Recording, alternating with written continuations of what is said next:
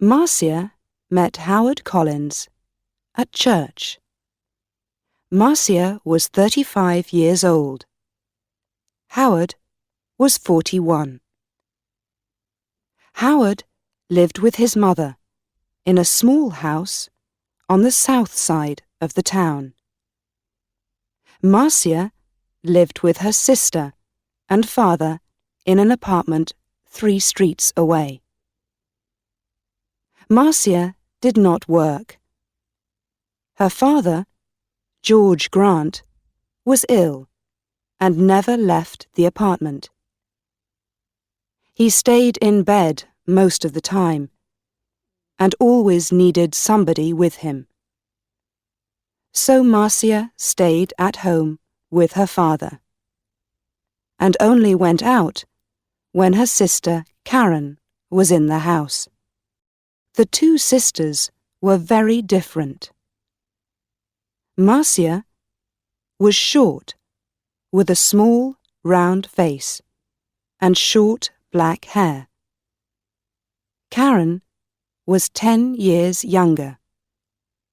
She was tall, had long brown hair and good legs, and a suntan all through the summer. People often said to Marcia, "Your sister is very beautiful." There were always lots of men ready to take Karen out to dinner or to the cinema. But Marcia stayed at home. Karen worked in a shop in the town. When she was at home, she liked to sit up on the roof garden of their apartment building. It was one Sunday in May when Marcia came home with Howard the first time. She took him to see her father. George Grant was in bed. He had grey hair and a grey face. Sometimes he read a book, but mostly he just sat in bed and watched television. "This is Howard, Father," Marcia said. "He works at the hospital, and we met at church. I told you about him last week. Do you remember?" "No," her father said, and he turned his face away, back to his television. He was not interested in new people or his daughter's friends. Just then, Karen came into the room. She wore a white bikini and white shoes. She smiled at Howard. "So you're Howard," she said. "My big sister has got a boyfriend at last." Howard's face went red, and he looked down at his feet. Karen laughed. "Come on up to the roof garden and have some wine. The sun is wonderful this morning." "Oh, Howard began. Marcia looked angrily at her sister. But then she said, "Yes, I must get Father a drink. See you in a minute, Howard. Go up to the roof and talk to Karen." The sun was hot on the roof, and Howard took off his coat. He looked around. There were 3 chairs, a sun umbrella, a sunbed, and a table with 3 glasses and a bottle of wine on it. There were tiles on the floor, and next to the little wall around the edge of the roof, there were some flowers in boxes. This was the garden. "Very nice," said Howard. Karen smiled at him. "We don't see many good-looking men up here," she said. "Sit down and have a drink." Howard's face went red again. He gave a shy little laugh. "Oh, thank you," he said. He tried not to look at Karen's long, sun-tanned legs, but it was not easy. "I come up here all the time when it's sunny," Karen said. She began to put suntan oil on her arms and legs. Howard watched. Then Marcia arrived, and the three of them sat in the sun and drank wine. Marcia looked at Howard with love in her eyes. She did not look at Karen. Karen watched them. Her eyes went from her sister to Howard and back again to her sister. She smiled. It was not a nice smile. Every Sunday morning after that, Marcia brought Howard home for a glass of wine after church.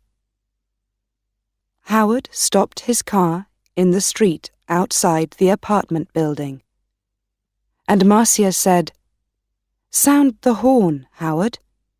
Tell Karen we're here. Then she can get the wine ready." So Howard gave 3 little toots on his car horn. On sunny days, Karen always came to the wall at the edge of the roof and looked over to wave at them. Then she went to get the wine. She always wore her bikini or a very short skirt. Marcia never wore short skirts or a bikini. "My legs are too fat for bikinis," she told Howard. "Your legs are very nice," he said shyly. One day in June, Karen asked Howard, "What time do you finish work, Howard?" "About 6 o'clock," he said. "Could you bring me home after work?" Karen said. "My shop's very near the hospital. You drive right past it. And you only live 3 streets away from us." "There's a very good bus," said Marcia quickly. "It stops outside our building." "But the bus is so slow," Karen said. "Please, Howard." Howard looked from one sister to the other. "Oh, well, yes, all right then," he said. "Thank you," Karen said, and gave him a quick kiss. So, every evening, Howard drove Karen home. On the first Friday, they were an hour late. When they arrived, Marcia was at the door of the apartment building. "What happened?" she asked. "Why are you so late?" "There was an accident," Karen said. 3 cars, all across the road. On that hill by the cinema, you know. We couldn't get past. We couldn't go back. There were so many cars. Nobody could move." Howard said nothing. It was a long, hot summer that year. Marcia went to church every Sunday morning, and Karen stayed at home with their father. When it was sunny, and it often was, Karen went up to her sunbed on the roof. When Marcia went up to the roof garden, she always sat under the umbrella. But Karen put on lots of suntan oil and sat in the sun in her bikini. "The hot sun's not good for your body," Marcia said. Karen laughed. "Howard likes my body." "No, he doesn't," Marcia said angrily. "Oh, he does," Karen said. "He's very shy with women, but he always looks at my body very carefully. He does it all the time. Perhaps he wants me to take off." "Stop it, Karen," Marcia said. "Don't say those things." Karen laughed. "What's the matter, big sister? Are you afraid I'm going to take him from you?" Marcia did not answer. The next Sunday, Howard phoned Marcia early in the morning. I don't feel very well," he said. "I'm not going to church today." "Oh, my love, I'm sorry," Marcia said. "Can I phone you when I get home?" "Yes, of course," he said. "I can't phone before 1 o'clock," Marcia said. "I'm going to be late back because there's a meeting after church. Something about Africa, I think." "Oh, yes, I remember," Howard said. But Marcia was wrong. There was no meeting after church that morning. It was the next Sunday. So she left church at the usual time and arrived home at 11:45. First, she went in to see her father, but he was asleep. Then she phoned Howard, but there was no answer. Perhaps he's sleeping, she thought, and his mother doesn't want to answer the phone. She went to her room and put on a long summer skirt. Then she went up to the roof garden. She put her hand on the door to the roof and stopped. The door was half open, and she could hear voices. There was someone with Karen. A man. Howard. Howard? Marcia listened. "I feel bad about this," Howard said. "We must tell Marcia soon, Karen." "No," Karen said quickly. She gave a little laugh. "It's our secret, Howard. Only for a little longer. All right?